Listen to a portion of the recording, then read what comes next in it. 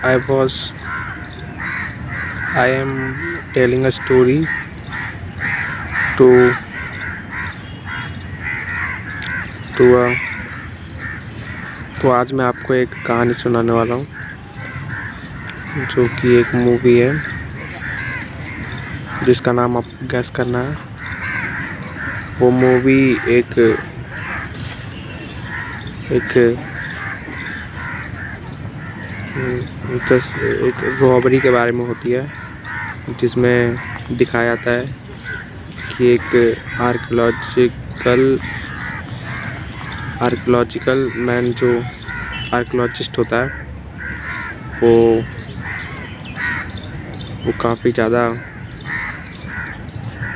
Research करता है एक कॉइन के बारे में, नहीं, एक ट्रेजर के बारे में जिसका मैप और कोऑर्डिनेट्स एक सिक्के पे लिख के किसी ने क्लू की तरह छोड़ दिए थे।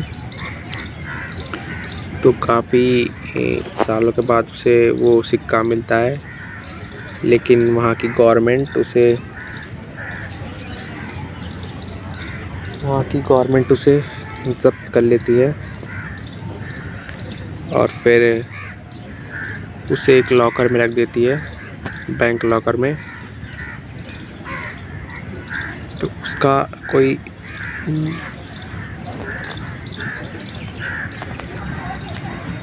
कोई मोटिव नहीं था पैसा चुराने का या फिर ऐसा वहाँ के पैसे को चुराने का, ऐसा कोई माइंडसेट नहीं था, क्योंकि उसने अपनी पूरी लाइफ वो ट्रेजर कॉइन ढूंढने में लगा दी थी। तो वो बस अपनी जो खोजी हुई चीज़ है जिस पे उसने अपनी पूरी लाइफ लगा दी, वो उसे देखना चाहता था। वो वैसे भी बहुत अमीर आदमी था, लेकिन वो बस अपनी खोज को देखना चाहता था। उसका पैशन था वो आर्कियोलॉजिकल जो हिस्टोरिकल इवेंट्स हुए हैं उसके बारे में जानना। तो उसने फिर वहाँ से वो सिक्का चुराने के लिए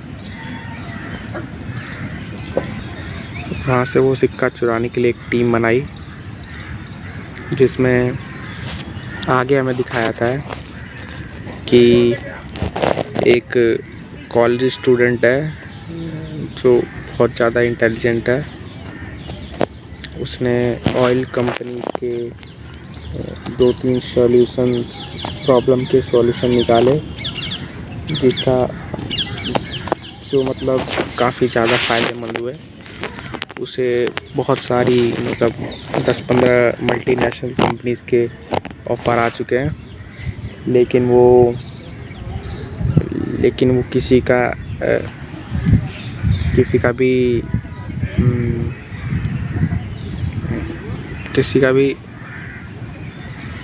ऑफ़र एक्सेप्ट नहीं करता है, क्योंकि वो बहुत कुछ फाइंड कर रहा होता है जिसमें उसका पैशन हो, वो कुछ कर सके ऐसा उसके दिमाग लायक, क्योंकि वो बहुत ज़्यादा इंटेलिजेंट था। फिर वो जो आर्कियोलॉजिस्ट होता है वो उसे ऑफ़र करता है कि उसे उसकी ज़रूरत है, क्योंकि जिस लॉकर में, जिस वॉल्ट में उसे रखा गया था वो बहुत ज़्यादा सिक्योर था। मतलब वो कह सकते हैं दुनिया का सबसे पुराना और सिक्योरेबल वॉल्ट था, जिसके अंदर ना आज तक कोई गया था। मतलब बहुत कम लोग गए थे, या फिर बहुत कम लोगों को उस लॉकर के बारे में पता था कि वो कैसे काम करता है। जो आर्कियोलॉजिस्ट था उसे भी नहीं पता था कि वो कैसा दिखता है, कैसा नहीं दिखता। फिर वो उसे बुलाता है और कहता है कि हमें प्रॉब्लम पता ही नहीं है कि कैसे हम निकाले उसे, क्योंकि कोई आज तक गया ही नहीं था अंदर, ना उसके बारे में कोई आर्टिकल था, कि कैसा दिखता है अंदर से, उसका ढांचा कैसा है। फिर वो एक प्लान बनाते हैं। वो जिस बैंक का बोल्ट था उस बैंक में जाते हैं as a survey, as a उस ग्रुप में एक लड़की भी थी जो कि पेंट्स की इंश्योरेंस करती थी। तो वो उस बैंक में जाती है जहाँ पे एक पेंटिंग रखी है। वो उसकी डिटेल्स देती है और उसी बहाने वहाँ से जो 2 चाबियाँ रखी थी उस लॉकर की, उसे उसका ढांचा चुरा लेती है। और जो लड़का होता है, जो हमारा स्टूडेंट होता है, जो कॉलेज स्टूडेंट होता है, वो आगे चल के बैंक के जो वॉल्ट है उसके जो वो नीचे है, ज़मीन के नीचे है तो वो वॉल्ट के ऊपर आता है।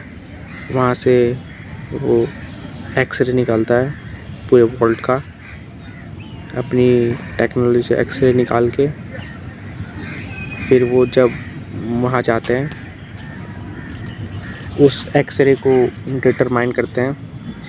फिर उन्हें पता चलता है कि ये जो फिर उसका पूरा मैप, वॉल्ट का पूरा मैप आ जाता है उनके सामने। फिर उन्हें पता चलता है कि ये जो वॉल्ट है ये बहुत ही ज़्यादा सेफ़ है। यहाँ पे पता चलता है हमें कि पूरा वॉल्ट है वो काफ़ी ज़्यादा हाईली सिक्योरेबल वॉल्ट है। वहाँ चोरी करना बहुत मुश्किल है, क्योंकि एक बार वॉल्ट के अंदर घुसने पे वहाँ पे एक पूरा वॉल्ट ही एक तराजू है, या फिर कह सकते हैं हम एक पूरा तराजू, मतलब बहुत बड़ा तराजू। जो वॉल्ट पूरा प्योर फिज़िक्स पे काम करता है, एकदम प्योर फिज़िक्स। यहाँ पे कोई भी इलेक्ट्रॉनिक चीज़ या फिर ऐसा ये सब कुछ काम नहीं करता। वो पूरा प्योर फिज़िक्स पे काम करता है। पूरा वॉल्ट ही एक तराजू है। अगर वहाँ पे गए तो वो 30 सेकंड के अंदर वहाँ पे टंकियों से पूरे वॉल्ट में पानी भर जाएगा और जो भी वॉल्ट के अंदर होगा वो मर जाएगा। He will die then. और फिर वॉल्ट से जो भी सामान था वो वॉल्ट में ही रहेगा, लेकिन जो चोर है वो भी वॉल्ट में रहेंगे। फिर उन्हें वो सॉल्व करना था कि कैसे वो वॉल्ट के अंदर जाएं, चोरी कर अपना सामान निकालें और फिर वापस आए। फिर बहुत ज़्यादा मेहनत के बाद, मतलब वो काफ़ी ज़्यादा मेहनत करते हैं और पता लगाते हैं कि वहाँ पे जाएं तो वहाँ पे कोई भी वज़न ना पड़े तराजू के ऊपर, क्योंकि पूरा वॉल्टी तराजू है। अगर उस पर कदम रखते हैं तो वो पूरा नीचे चला जाता है। फिर मशीन को पता चल जाता है, फिर पानी भरना चालू हो जाता है। तो उसे रोकने के लिए कोई तरकीब निकालनी थी। फिर हमारा जो जीनियस स्टूडेंट होता है वो काफ़ी मेहनत करता है, उसे पता लगाता है कि कैसे वॉल्ट को रोका जा सकता है नीचे दबने से। फिर वो नाइट्रोजन गैस का इस्तेमाल करता है, नाइट्रोजन लिक्विड नाइट्रोजन, जिससे पूरा तराजू ही जम जाता है, क्योंकि वो पूरा प्योर कॉपर का बना होता है। और जब कोई मेटल फ्रीज हो जाता है तो कोई भी एक्टिविटी शो नहीं करता। तो कॉपर भी अपनी प्रॉपर्टी शो नहीं करता जब वो फ्रीज हो जाता है। तो वो जो तराजू होता है वो दबता ही नहीं है। तो फिर उसका तोड़ निकालने के बाद हमें पता चलता है कि कैसे वो फिर वो बैंक के अंदर जाते हैं। बैंक की एंट्रेंस एकदम वो बैंक के छत पे जाते हैं,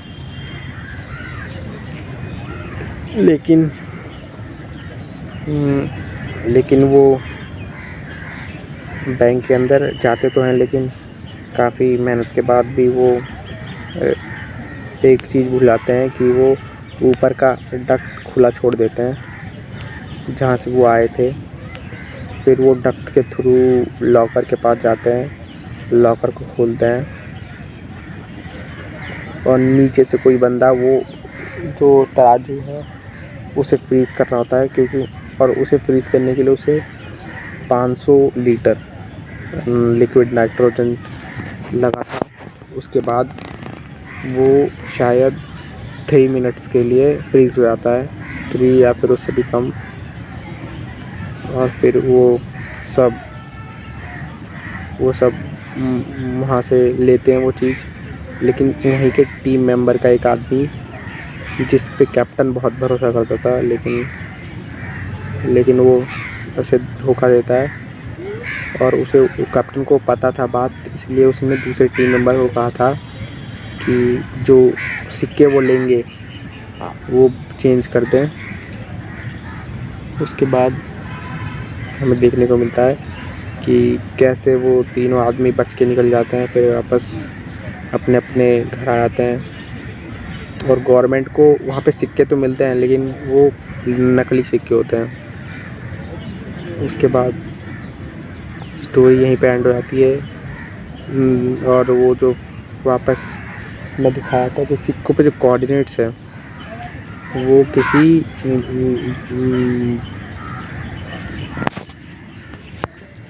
फिर तीनों वापस अपने घर आते हैं और उस बच्चे का तो कोई क्रिमिनल रिकॉर्ड होता नहीं है, तो पुलिस उसे ट्रेस नहीं कर पाती। यहीं पे स्टोरी एंड रहती है और इस मूवी का नाम था the vault. Thank you for watching.